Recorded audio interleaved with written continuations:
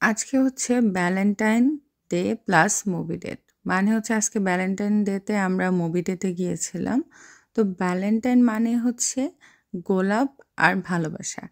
তো গোলাপ আর ভালোবাসার অনেক ভালো সম্পর্ক আছে, কিন্তু স্বামী আমাকে ভ্যালেন্টাইন ডেতে রোজ দিবে না, সে আমাকে পরের দিন দিবে।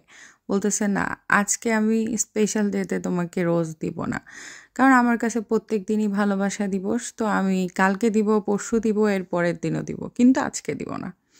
তো আমি মেনে নিলাম, ওকে। তারপর আমরা এই যে এখানে মুভি ডেটে আসছি। তো এখানে আমরা টিকিট নিচ্ছি। এখানে একটা হিন্দি সিনেমা চলতেছে, আজকেই রিলিজ হয়েছে।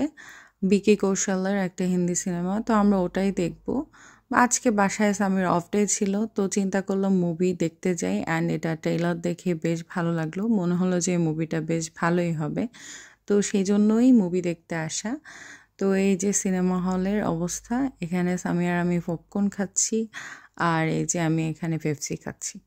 আর এই যে সিনেমা এখনও স্টার্ট হয়নি, তা আমরা ওয়েট করতেছি সিনেমা স্টার্ট হওয়ার জন্য।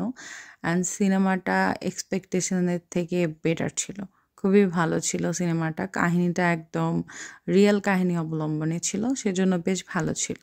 তো মুভি দেখা শেষ করে তারপর আমরা পপাইজে গিয়েছি, ওইখানেই ডিনার করেছি, তারপর একদম বাসায় চলে গিয়েছি।